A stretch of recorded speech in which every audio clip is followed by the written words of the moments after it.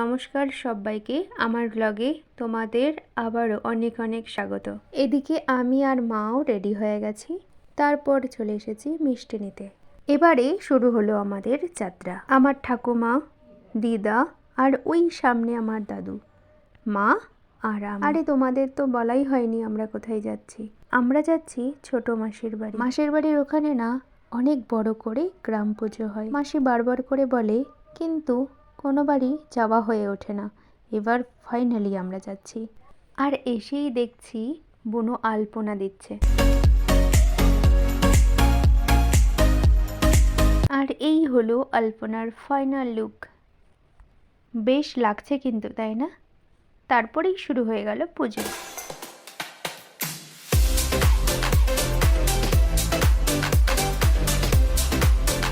আর এইটা কে বলো তো? হ্যাঁ, ঠিক ধরেছ, এইটা হচ্ছে সেই ছোট্ট বুনু।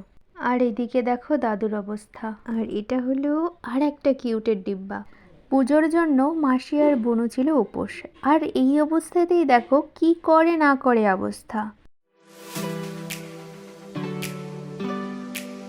তো কি করা যাবে, বুনুকে ছেড়েই বসে পড়লাম খেতে। গরম গরম 4টে ফুলকো লুচি, সাথে সুজি, সবজি, আলু ভাজা আর রসগোল্লা। সবাই একসাথে বসে অনেক মজা করতে করতে খেয়ে নিলাম। তারপর মন্দিরে যাব বলে সবাই রেডি হয়ে বেরিয়ে পড়লাম।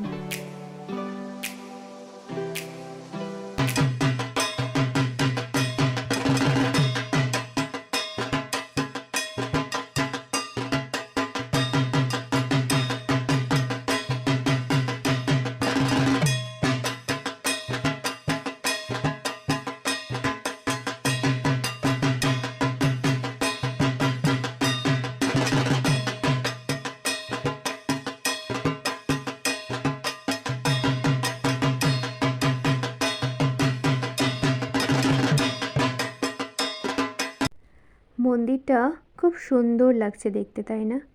আর এখানের মাও নাকি খুব জাগ্রত।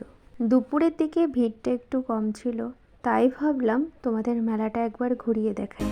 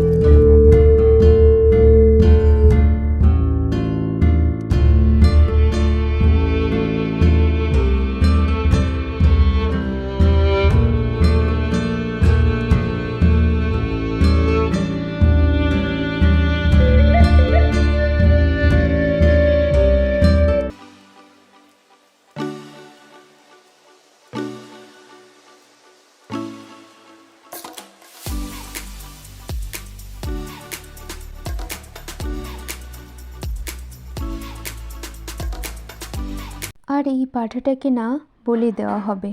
আর এই ব্যাপারটা না আমি ঠিক মানতে পারি না, কিংবা বুঝতে পারি না যে মা কি সত্যি কোনো প্রাণ চান। তারপরেই দেখা হয়ে গেছে একটা মিষ্টি দিদার সাথে। তো পুজোর পরে এখন চলছে অঞ্জলি পর্ব।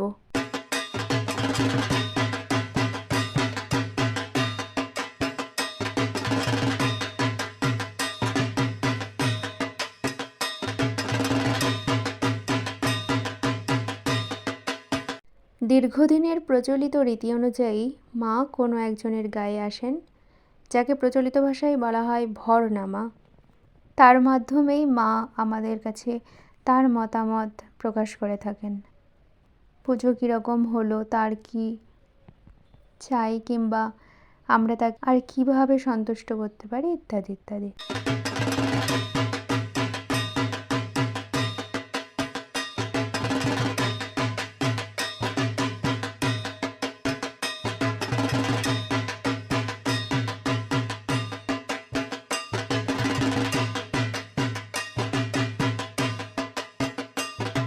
আমি আর মা তারপর বাড়ি চলে এসেছিলাম, কারণ আমার দিদা একাই বাড়ি ছিল। তো ভিডিওটা এখানেই শেষ করলাম। ভালো লাগলে লাইক, কমেন্ট আর সাবস্ক্রাইব করে দিয়ে পাশে থেকেও কিন্তু।